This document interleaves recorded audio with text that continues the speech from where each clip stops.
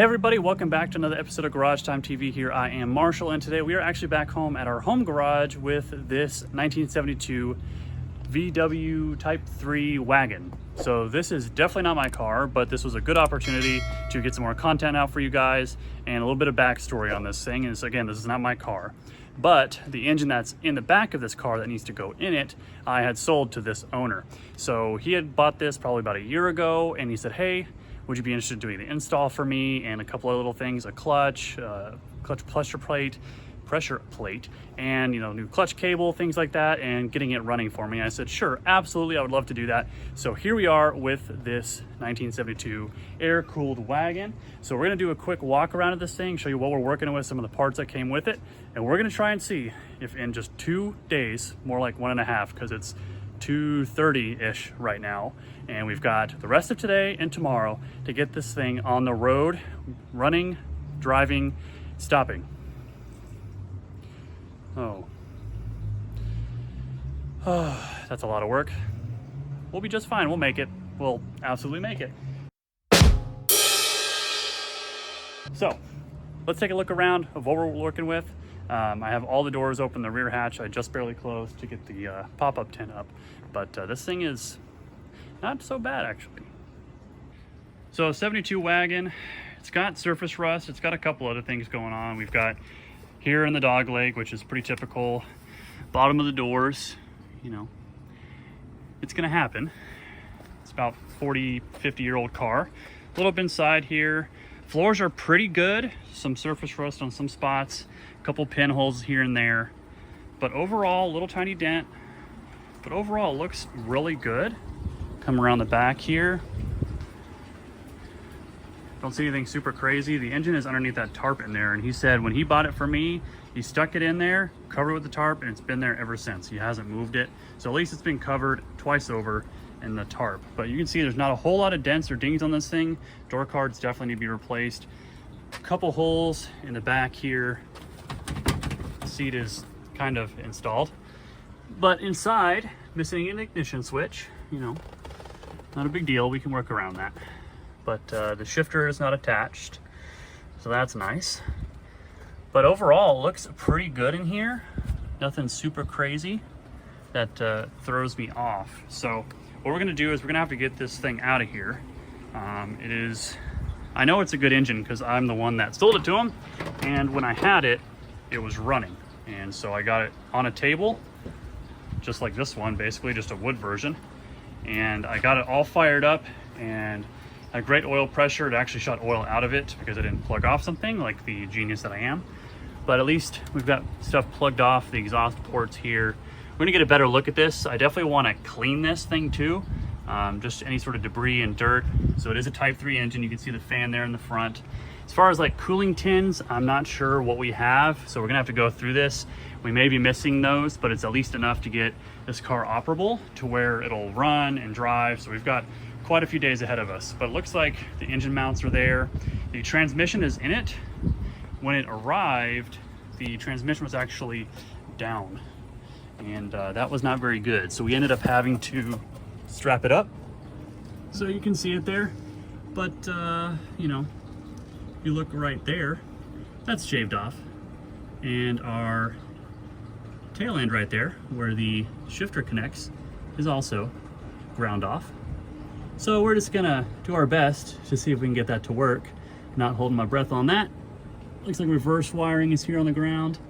So what I wanna do is get this thing up and off the ground and pull that out, and we get to move this to get to that. Right there. Great. A few moments later. So we're able to dig out our engine hoist here, and we're gonna be trying to reach in there and get this thing out. It's gonna be an interesting fight. I think I'm gonna have to kind of walk it a little bit and get it just to come forward. It's on like a board. That's what that thing on the bottom there is. So I'm hoping that maybe that'll help slide it, but it's also on cardboard. So I'm not quite sure. We've got our chain. I'm gonna see how much I can get it forward to just pull it out, so it'll be a little bit easier. But let's just see how it goes.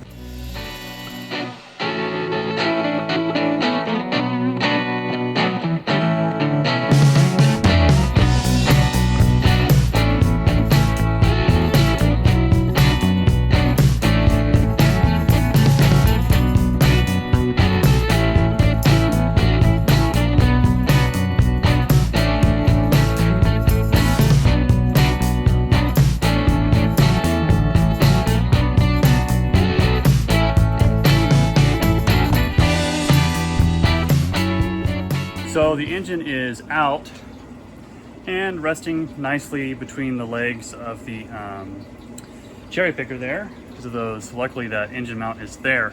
So what we're gonna do is grab my power washer I've got in the back, back shed. I've got to go grab that.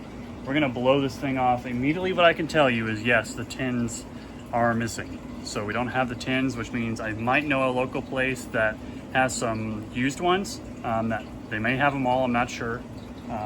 We do have a carburetor and things like that. It's got a generator. I don't know if this thing has a voltage regulator in it already. I haven't even looked inside because the engine was covering it all. So let's finish getting the rest of this stuff out here, the extra engine mount out, get out the cardboard, this piece of wood, and then we'll grab the pressure washer, clean it, and then get a good look at our engine bay. So here in the engine bay, our transmission's holding on for dear life, but there's a perfect time to clean all this. So good thing is we have some of our original air feed parts. So that big fan in the front sucks the air through here. We have our original oil dipstick attached to our oil fill, which is nice. Our motor mounts are here. Looks like this is something. And all of our wires look like they're here roughly. Sure, tie wire, I like it. Yeah, okay. Looks about right. So what we're gonna do is we're gonna hop in here with the power washer and just get all of this out so we can actually see some paint and start seeing some colors of wires as well. That way we kind of have an idea of what we're doing. So I may even like pull those out, clip this, pull out all these wires, lay them out on the ground so I can power wash them. I know they're all in sleeves, but what little bit pokes out, we can at least identify some of it and start doing some testing for what goes where. Don't know what you are, but I don't want to keep pulling because you're stuck on something. Oh, okay. And what are you? What are you? I think you are the reverse. Double black? Yeah, that's probably reverse. All right. Looks like starter wires are up there. Got to clean those. We're just gonna get all this, and then we might come in with a little bit of the seal spray paint. Just give it a good once over. So let's start cleaning. 1 hour later. Now that that's all clean, we can actually see what colors the wires are, which is kind of nice. And we cleaned up some of the mud, but we clearly did not plan ahead because, the ground is now wet. So we're gonna have to let the fan do its thing, come out here with the leaf blower and try and help it along. I'm going to push this out down the driveway where it's a little bit drier, hopefully. And I've got my creeper. I want to get this up on jack stands. Hopefully give us a little bit more room here too. That way we can start getting the transmission up and installed, because we won't be able to put the engine in until the transmission's installed. Because the starter, and that's where it bolts up, and then we get the mounts and stuff, kind of what helps level it. So we're going to get this all nice and dry out here, and then we're going to start working on the transmission and crawl up underneath it. A few moments later. All right, we're about to crawl underneath this thing. What I like to use is a motorcycle ATV jack from Harbor Freight to do these engines and the transmissions as well, because when you use a regular floor jack, you only have like the size of a baseball to really balance everything. But on these, you have a huge surface area that balances on there, and you can get it basically underneath the CV axles where it attaches to the transmission, and it helps lift it up, and it's more stable. You're not balancing it, you're not having to tweak it, do all this stuff. So we're gonna use this to help us get up there. I need to go through my metric hardware stash. Working on this GMC project most recently, we're mostly using standard, not metric. So I'm gonna have to see if I've got some bolts and things. There's no hardware in here, and we all know how much the US loves metric hardware. So I'm gonna have to figure that out too while we're at it. But let me find some bolts and stuff. I'm gonna crawl over here, grab my creeper, and start pressing this thing in there with this jack, and hopefully just get it locked in pretty quick. and then we can move on to the next thing. And as you can see, the concrete's drying pretty quickly. That's just how hot it is today. So let's get it lifted. So we've got it up here. We use a little bit of a ratchet strap to help us get it up here, but it is up in place and the transmission mount is on it, which is great. And the pieces that shaved off were actually the studs that came off the transmission mount. So in a way, that saved it from really getting damaged, which is great. I happen to have 2 new studs from our bus project. If you haven't seen that, you definitely want to check up here, so you can get caught up with that, where we did a Subaru swap on that whole thing. That was pretty awesome, but we have that series to go check out. Anyway, so I did have studs left over from previous projects, so I put those studs in, perfect fit with the nut and everything. It's sucked right down. The shifter end of it, I guess what you call the input shaft, is in place. We do not have the rod in the middle. So it seems that the shift rod down in the tunnel is MIA. So it's not in the car. I would have definitely noticed that, but we don't have it, so we can't attach it. I don't want to attach it yet anyway. One thing I do want to show you is we've already put on a new throwout bearing, and this is our old one. You can see why we needed to replace that. So that's a new one.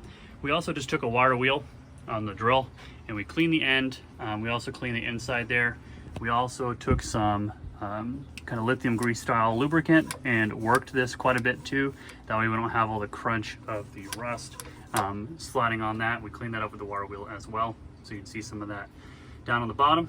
I was also noticing we do have a starter, a proper with the shaved end starter bolt on the top, and we do have the stud on the bottom.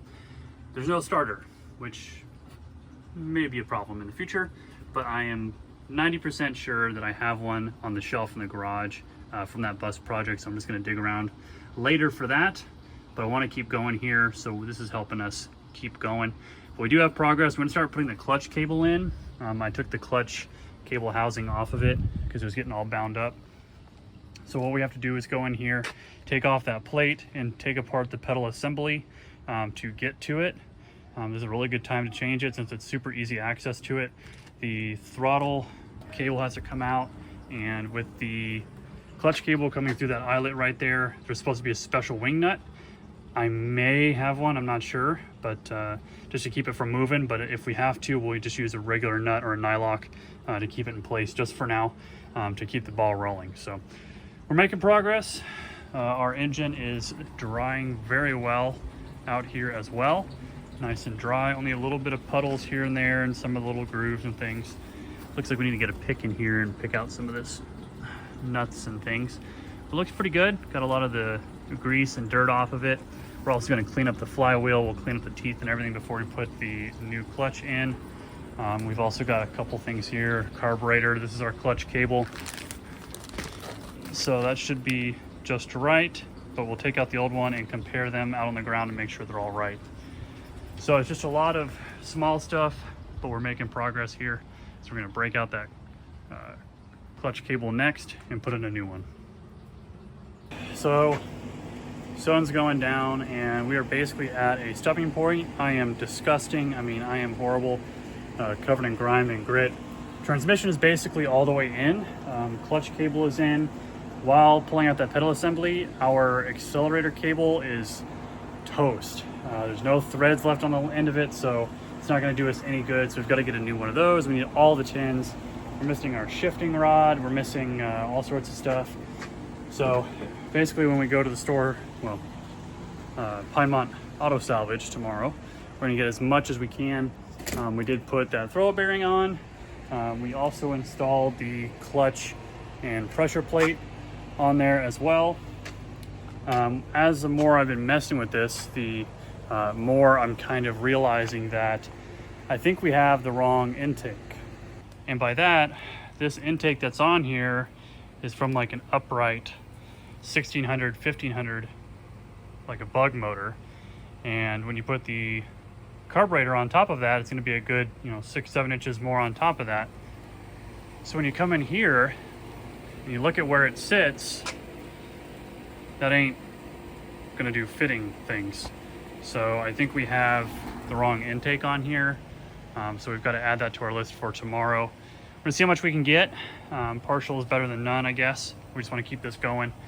We did spray our pedal assembly, give it a new fresh coat of black just to make it look a little bit better. We do have our shifter knob out of there. Brand new carburetor, but this is more of a bug, beetle, bus style carburetor, and I don't think that's going to quite work with our setup. I could put it on there to, run it for now. You just wouldn't have the rear hatch on, so it kind of defeats the purpose. So we'll see what tomorrow brings, but I have a good long list of stuff that we need for this. I've even taken off our master cylinder. When I was messing with that pedal assembly and you have to remove everything, I hit the brakes, well, tried to, and nothing happened. They were absolutely locked solid. So we've got our master cylinder inside the garage right now soaking. We just wanted to try and get that freed up because I don't think we'll get one in time to get this on the road, even if we are fully successful with engine installation and everything tomorrow. We got to stop. So we definitely need a master cylinder, so we'll put that on our list to see if we can find a used one that's in decent shape to at least get us by until we get a new one. But the good thing is all the lines broke free, so we don't have to worry about that. So that's going to be it for today. I will see you guys tomorrow when I get some sleep and some food and a little bit more energy, and hopefully the sun is nicer. See you then. The next day. It's the next day and it is much cooler. We're starting out nice and early trying to beat some of this heat. Pinemont Auto Salvage opens in about 2 hours or so. So we're going to continue working on our master cylinder. Now we pulled this out last night and we set it up here in the vise and we soaked everything down with some PB Blast. I was able to pull out the end washer piece and a little retaining clip that goes on the end of it. And we took the plastic lines out as well and we sprayed PB Blast down in there and in the back side of the sleeve here. So what we're going to do is we're going to see if this thing's going to work for us. So let me set you guys up and we'll start putting a little bit more fluid in there and see if we can actually work this master cylinder to start pumping again. Don't mind the fan in the background, but we're going to take our screwdriver and all we're going to do is start trying to pump this thing. I've soaked PB into it. You can see some of the goo that's come out of here overnight, but I'm going to try and pump this thing, put a little bit more in there, give our seals, our rubber seals inside there a fighting chance. I don't want to put a whole lot of heat into it because those rubber seals, especially with age, will just melt and turn horrible. So cross your fingers because this was pretty tight. Oh, hey, we're pretty good. It's doing things. Is it pumping fluid? Oh yeah, it is. All right. Hey, that's great. Awesome. So we saved probably about $200 on a new master cylinder. So inside the passenger driver area, you can see this line is just completely severed, and we're going to need to replace that. It goes right through under our pedal assembly where our master normally sits. So this is going to be the time to replace it because it's super easy to get to. The only thing is I just don't know how long that line is. You have to follow it all the way back to the rear brakes. So there's probably a junction up here, somewhere up in there, that we're gonna have to pull it off of too. But I've got some line on the wall. I just don't know if it's, I think that's too big.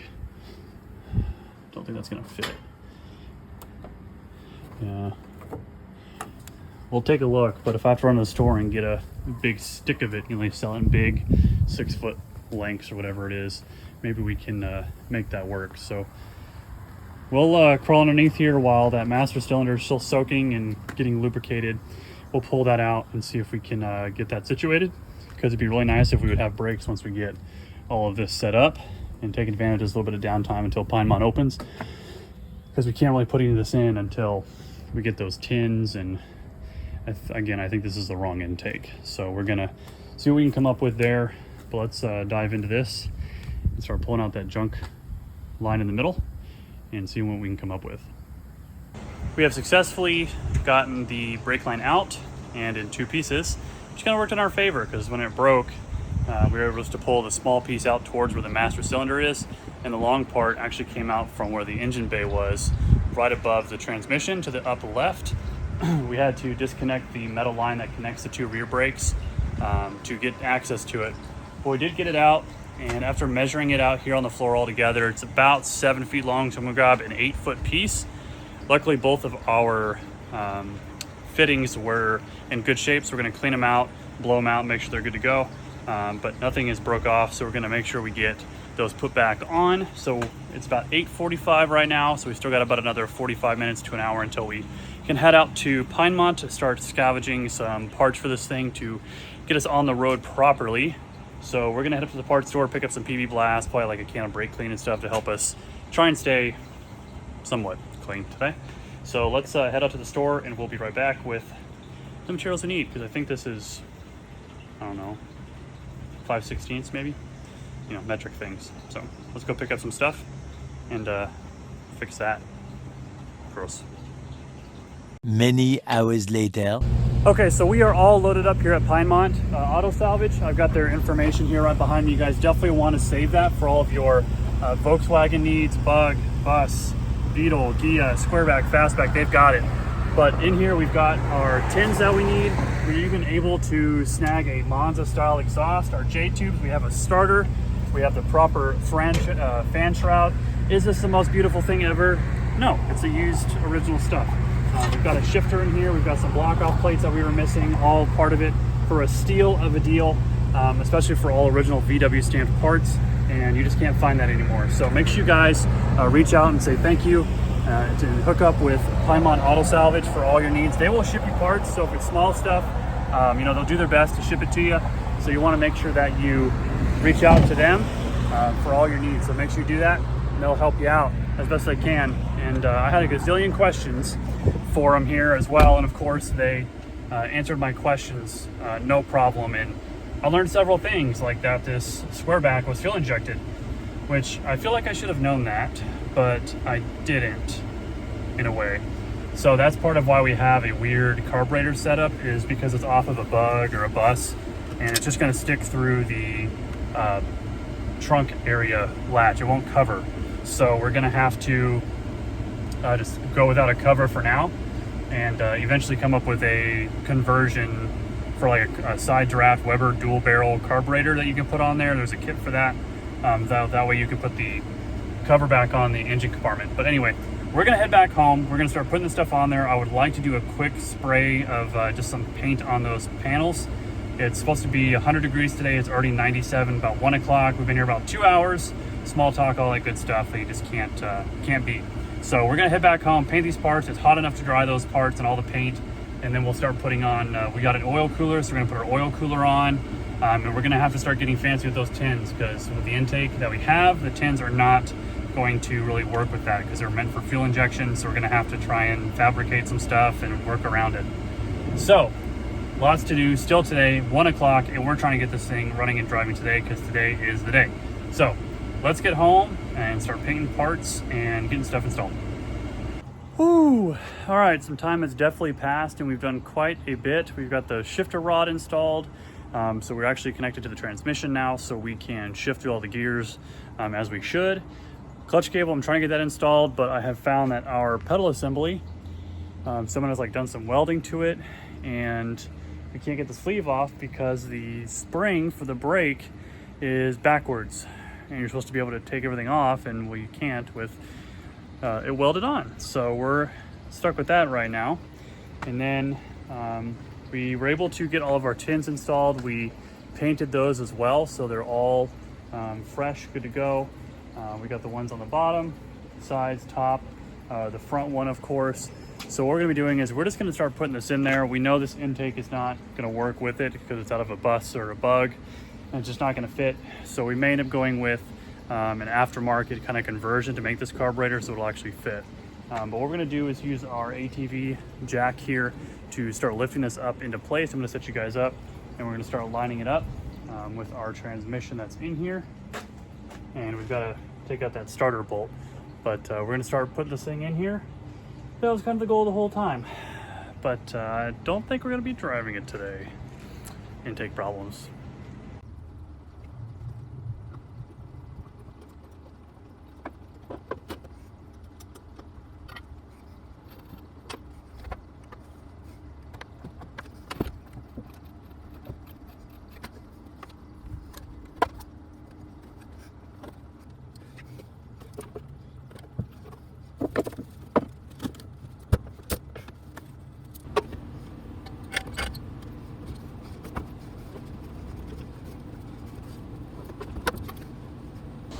after much fighting,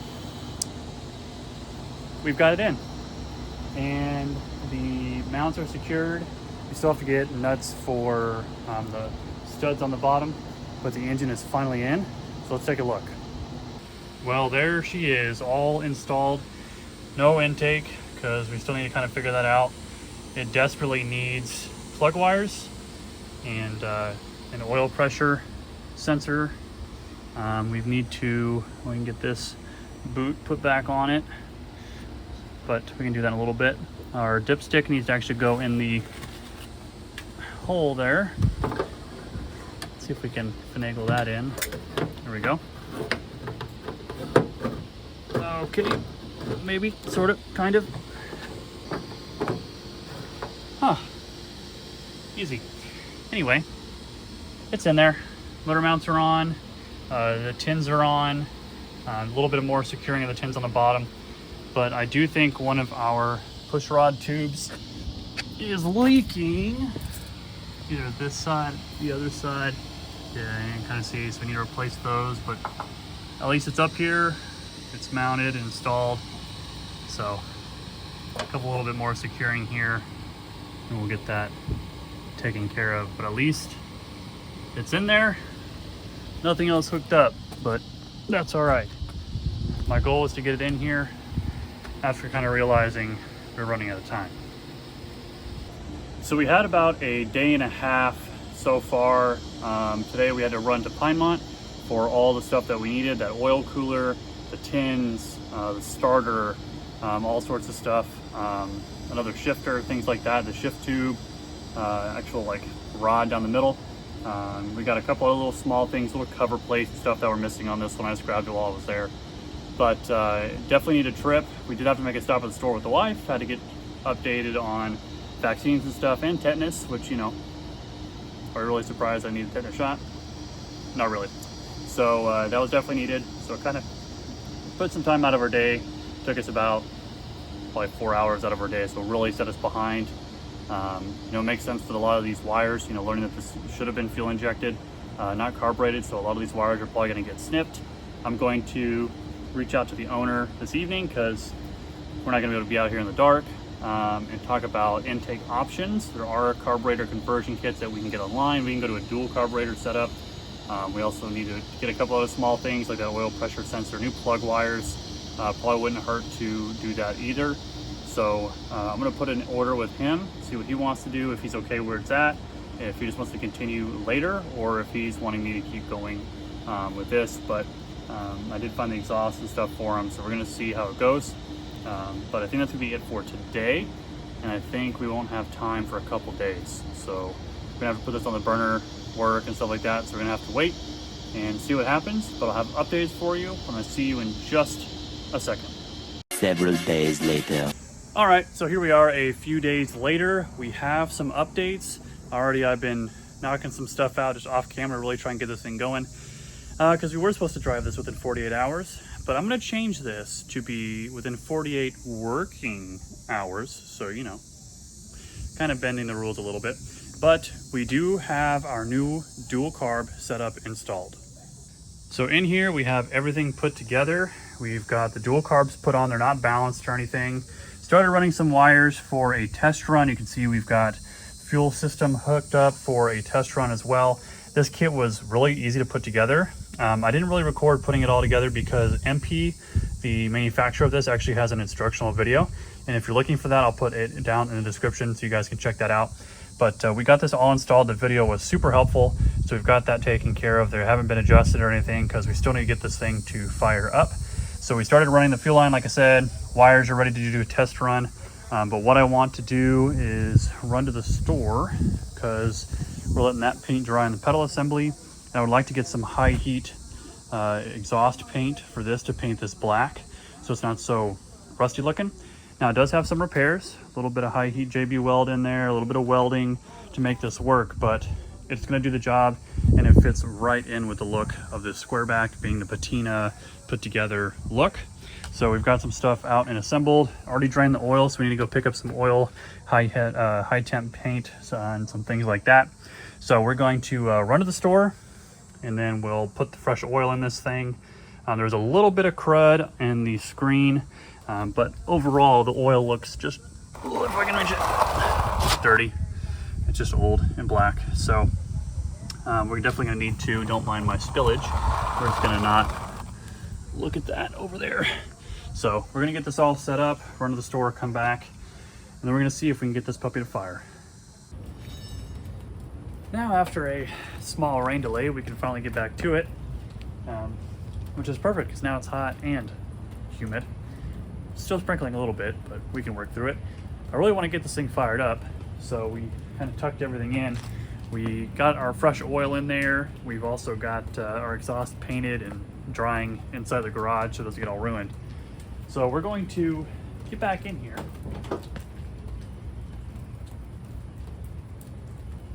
Try not to get water in our intake. And get this thing fired up. So I'm gonna bring you in. We're gonna connect our fuel pump to a small little 12-volt battery and turn on our jumper and see what we get. So we've got ourselves our Milwaukee 12-volt battery. Now we're gonna power our cheapy $10 fuel pump from the old Amazon. There, we're gonna wait to put on our hot lead.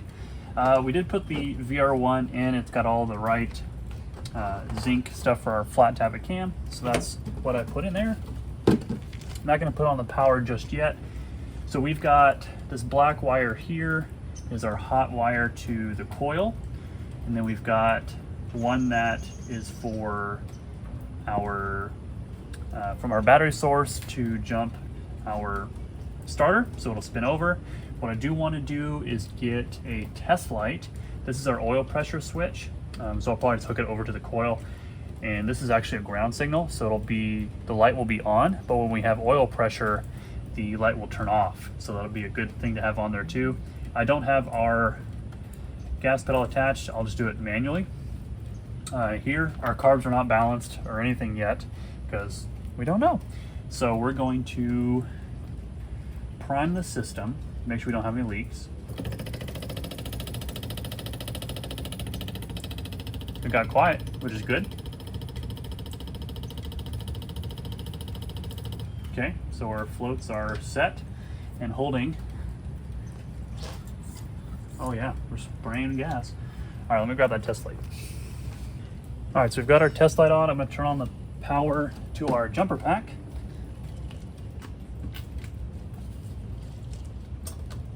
Okay, so we know we've got power to the coil because that's on.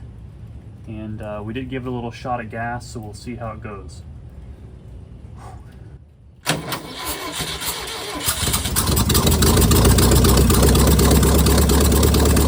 Light went off, that's good.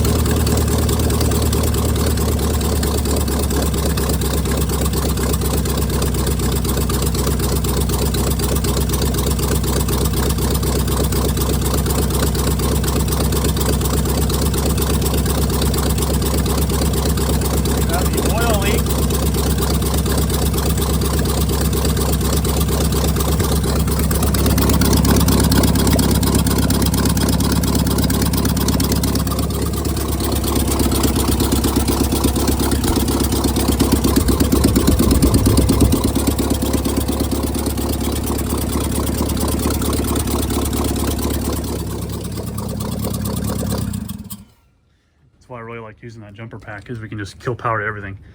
Whew, some exhaust on that, but it runs. It absolutely runs, which is great. Oil pressure built, and so we saw that light turn off, which is awesome. We didn't have any fuel leaks, which is even better. So we're really starting to make progress, but it runs, and that's awesome, absolutely awesome. And there's a lot of good air coming out of there as well, so we know it's the fan is doing its thing. So what we need to do now is start working on like our pedal assembly. We need to get that installed so we can actually work our clutch cable. We also need to get a more stable fuel system together.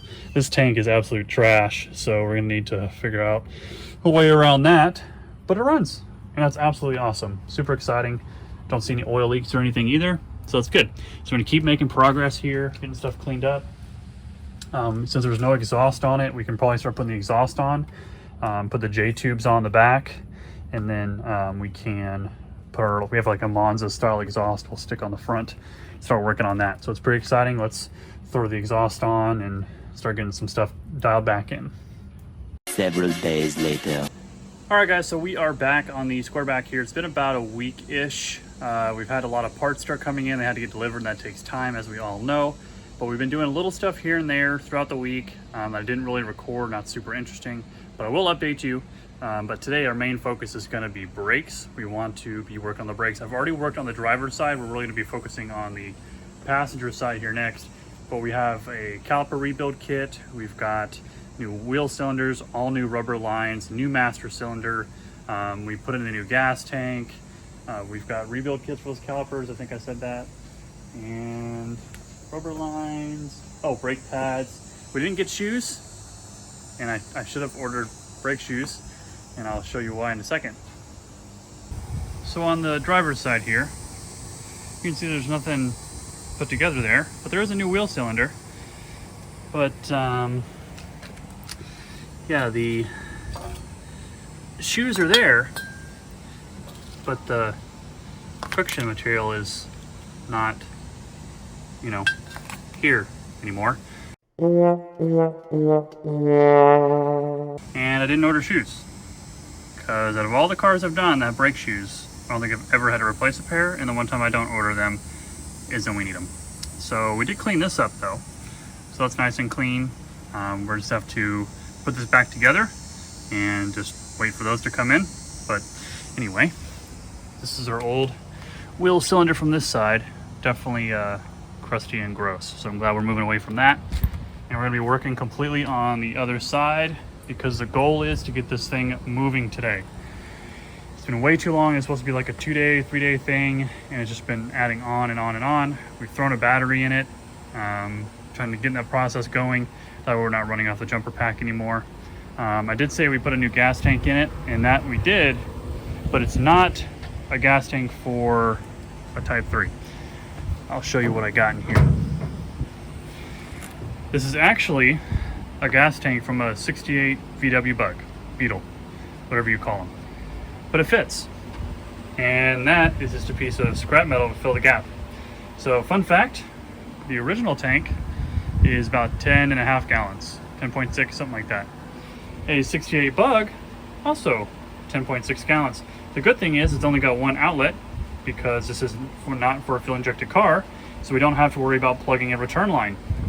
On this one, we did have a return line, as you can see there. So we were gonna have to plug that off and deal with all that. But we got this one put in. Almost everything fit perfectly. The original sender is in there. Don't know if it works, but it's good enough to plug the hole. We just painted some sheet metal, cut it to length, use the original hold downs. Just some new rubber for like an overflow. That's the original filler neck. And then we added some new vent hose tubing here.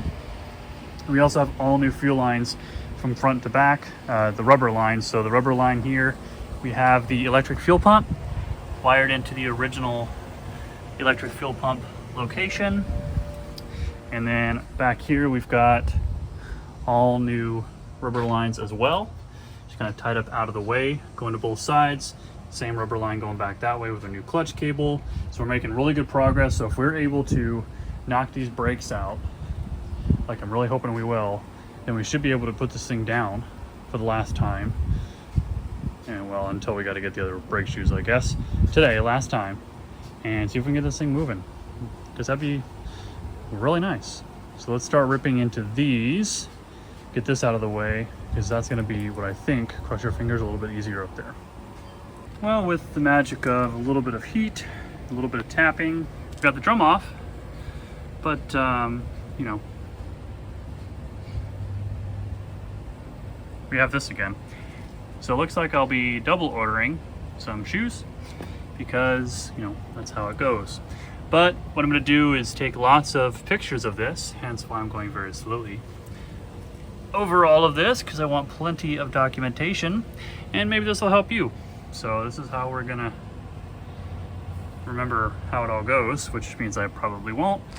But we're just gonna strip all this out, gonna replace the wheel cylinder, and then just probably slap the drum back onto here without any of the hardware in there. We'll get all new hardware, we'll get new shoes and everything. I'm gonna take lots and lots of pictures before this comes apart, just so I have a reference for when the new shoes come in. We won't have to worry about, well, did I do it right? So just take pictures. It only takes a second. You got a phone in your pocket. Just take your pictures, take your time. But we're gonna replace that. Hopefully not snap the line behind there and just gut it. And then we'll order some new stuff and we'll slap all that back on there. So let's start stripping and start replacing. So we've got our drum slap back on. They're just these two retaining bolts. They're a 6mm hex that just hold those on. Again, we just put the wheel cylinder in there. None of the internals are in there. We've got to order some new stuff. So we moved up here to the front and we've got our brake line taken off there. That's an 11, oddly, I was expecting a 10. That's a 17. And there's this little clip that holds that rubber line in place. So you're gonna wanna remove that. You'll be able to pull this rubber line out after you take them apart. Otherwise, it's gonna be a pain in the neck to do. And then there's two 19mm bolts that hold this on. Those there, and this should come right off. Like I was saying, they should come just right off. Without a problem. They're gonna come just right off. Yep, they're just gonna be super easy. And with some mild violence, they're gonna come off. Gonna come off there, off of the rotor. That's where they're coming off of. See, they're coming. See, I told you. No big deal. I think we got it. Yeah, see, easy, right off. Definitely a lot of pad left on those, but we're gonna go through it anyway. We have a rebuild kit, so we're gonna take this over to the bench and rebuild it. Inside of here, there's a little O-ring on this side and this side because the fluid goes to both halves. And then there's gonna be a boot, which is this right here. And then there's gonna be an inner seal that piston sits in. And we're gonna replace all that. This outer seal, it's got a little retaining ring, and then that seal on the inside, we have new pads. And we're gonna do the right thing and just give this a, good enough for us. We're gonna give a quick wire wheel refinish on this one. Bearings sound good, no excessive play or anything. Sounds good. So we're just gonna clean up that rotor, make it look a little better, and rebuild this thing. The other one took me, I don't know, maybe an hour to do because the pistons were so stuck in there, but hopefully this one will be much better. Nope, not even close. So here we're on the caliper. We've got them taken apart. We've already done one, but in here the piston is removed. That's what it looks like here. And it's not all scored up or anything, so that's good. And in our rebuild kit, we have the inner seal, our outer boot, and the retaining ring. So on the inside, hopefully you can see it right here, is that rubber ring, which is this here. So we're gonna want to pull this one out with a pick, lube it up with some brake fluid, and reinstall it. And then we'll put our piston back in, slide our boot back over, and compress it. And this is what it'll look like when it's done. And then we take the hardware and we join them back together, and we should be all good. Easy peasy. The only challenge is to get this piston out. They've been stuck for so long. The trick is a little bit of heat on the outside, with this still in there. All right, so a little bit of heat, and then compressed air through the one side, through the inlet. And you can shoot compressed air and it should pop one of these pistons out. And when one pops out, you're gonna pull it back in with a clamp. Don't mind all my mess. There's a method to this madness. But you're gonna take one of these clamps, you'll clamp the one down, and you'll keep shooting air, push it back in, shoot some air, and try and work it back and forth, with a little bit of heat. Some PB blast does good. Back and forth, and eventually this will pop out. It took me about an hour to get this one out, so just be patient, back and forth, compress it, lubricate, heat, apply air pressure, push it back in, lubricate, heat, try it again, back and forth, and each time it slowly came out more and more to where we could get it completely removed and get into our goods here. So we're gonna do the same thing. We're just gonna get this all put together, and we're gonna slap it back on the car. Well, that second brake caliper really fought me. But we're done. We still have to order those shoes, so we're gonna need to do that.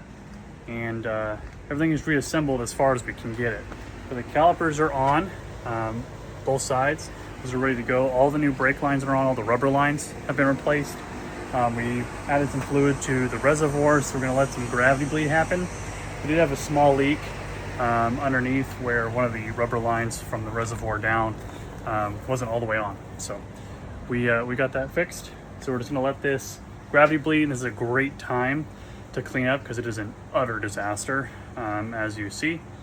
And I've just kind of been, going 100 miles on this thing. Got some old parts that are no good, just still laying here for some reason, and we don't need them. So we're gonna throw those away, start putting sockets up, electrical tools, all that kind of stuff, start putting that away and seeing how it goes. But we just need to clean up and start gravity bleeding. And take a little bit, just kind of let the fluid come out on its own natural way. And when it gets to that point, we'll move to the back and crack those bleeders on the new wheel cylinders and start gravity bleeding from there. So I have a strong suspicion that we'll not be driving today, especially without rear brakes, but at least we got them back on, and that's the important part. So let's just start cleaning up and making a little bit more sense of this stuff, so it's not such a war zone out here.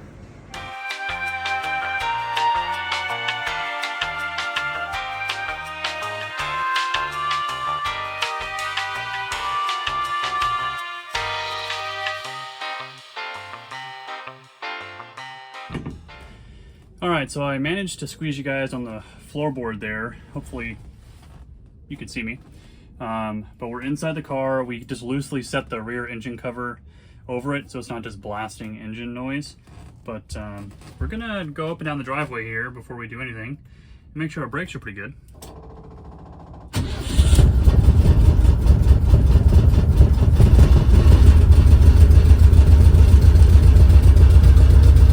Still need some adjustment.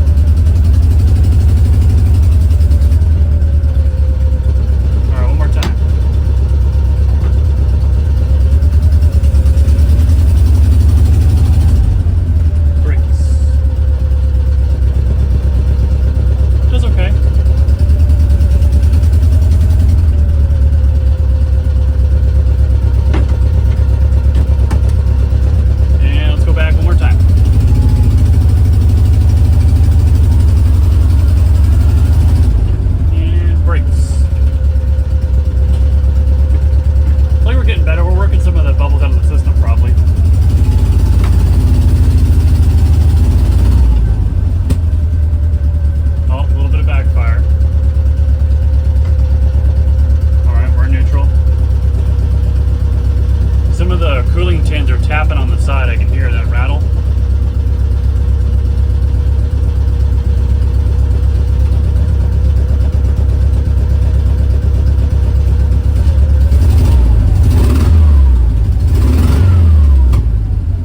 Lord, we got some smoke.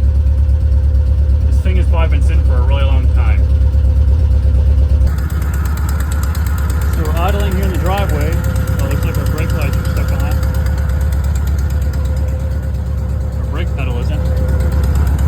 Look at that. Well, we're running.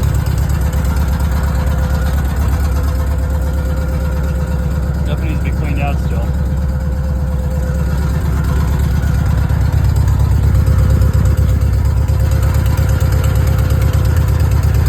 Take a look under here.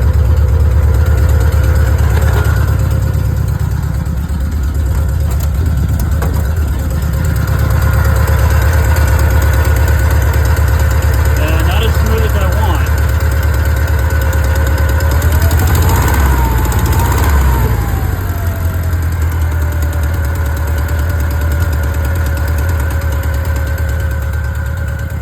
Alright.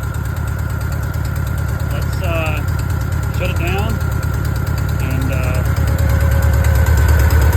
might need to connect that, otherwise our battery's not going to do a whole lot of anything. Alright, so we've been letting it run for probably 10-12 minutes. Running great, no smoke. That's good. That means it's starting to clear up. Brake lights are still on, so we got to replace those brake light switches. They're the original ones off the old, so it's no surprise they don't work. Well, they work, but they were always on. Got that. We're not charging. Initially we thought we weren't. But our generator light is on. So tomorrow we get to dig into that. But we're running. Idle's a little high, I think. Quite close to 900. But it's running great. Sounds good.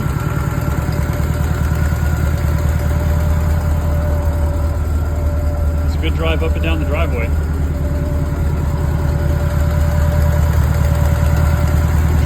So I think we're gonna let this go for maybe another 10 minutes or so, maybe less. I really want to dive into why we're not charging. It could be the generator's no good. It could be needing cleaning.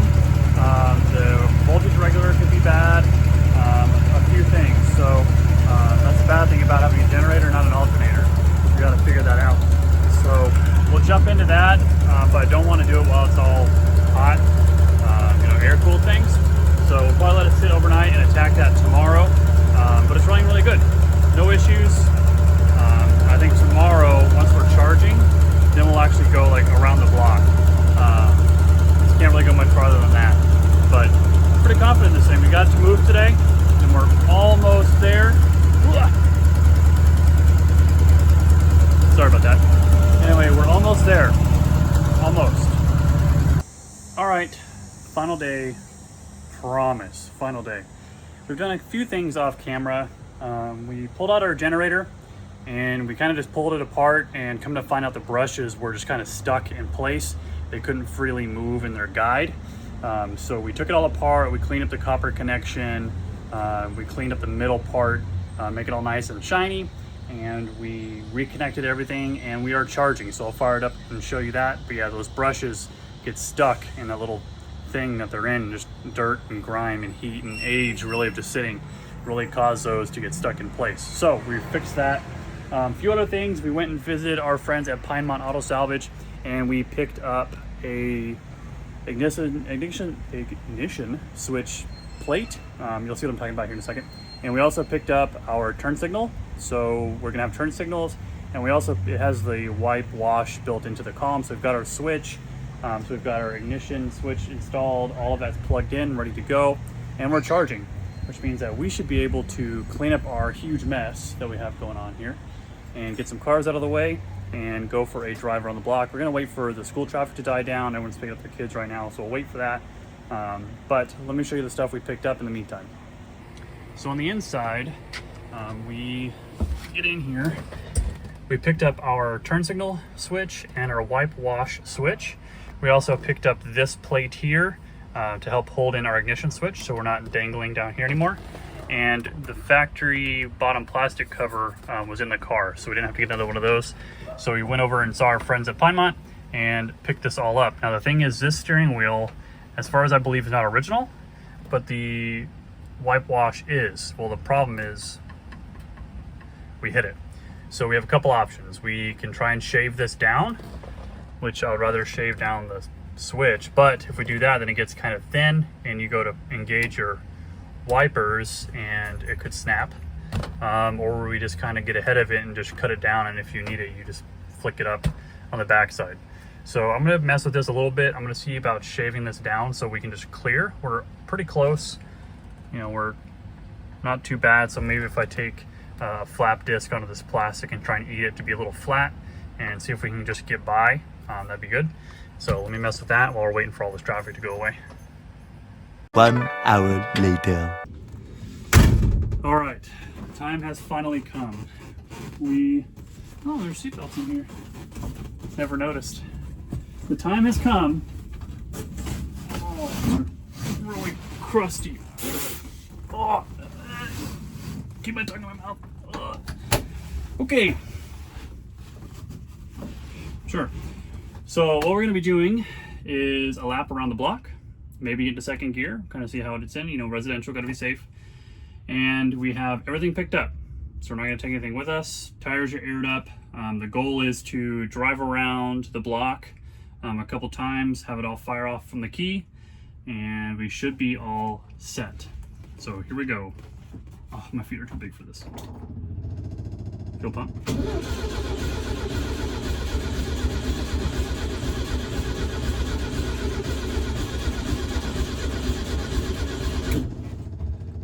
Okay, maybe not.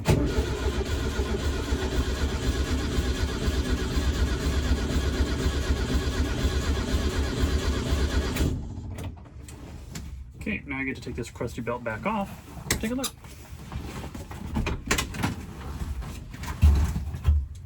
So I think I know why we not go kaboom.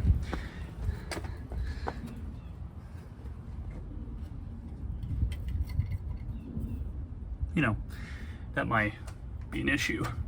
So luckily we scavenged up another set of points.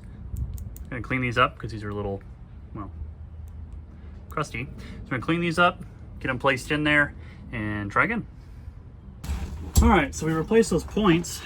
You know, I don't think that's gonna do us any favors. I mean, it worked for a while, I guess, but good thing we had a backup set.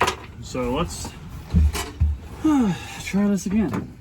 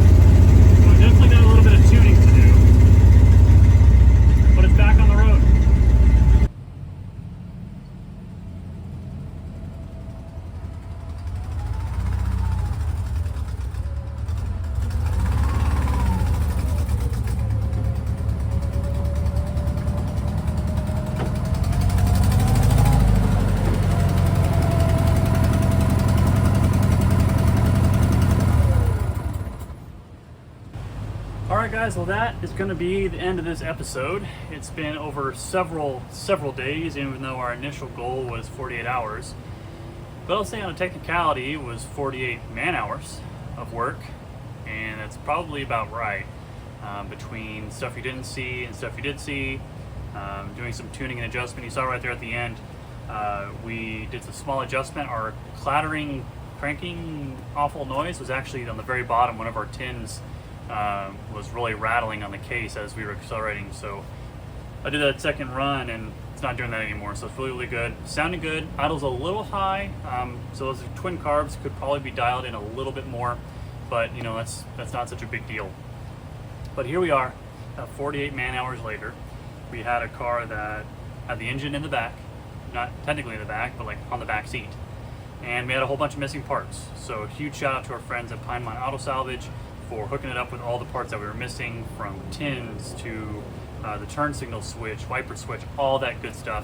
And we're charging again, and they helped me out behind the scenes with some troubleshooting questions I had. So great resource. If you guys are in need of good used original Volkswagen parts, give them a shout, give them a look up on Facebook. That's the best way to do that. Now I get to call the owner, and he's going to be very excited because we get to turn this thing back over to him. If you guys like this kind of content, put it down in the comments. You know, you like to see these kind of projects. Maybe I can get into some more of them in the meantime while we continue to work on our 52 GMC pickup project. Maybe some stuff to fill in the meantime. So thank you guys so much for watching. I really do appreciate it. Make sure you guys like, comment, and subscribe. Subscribing really helps the channel, so please make sure you do that. Make sure you share it with everywhere. Share it with your friends, family. Make sure you go like and subscribe. Really appreciate it. Make sure you also check out our useful links down in the description for our product website, our merchandise website. Go support the channel by getting yourself some merchandise. Really appreciate that. And just following along and being so supportive and watching this all the time. I'm super grateful. So thank you guys so much for doing that. Over 3,300 subscribers so far. Crazy. Anyway, that's going to do it for this episode. Thank you guys so much for watching. And until next time, we'll see ya.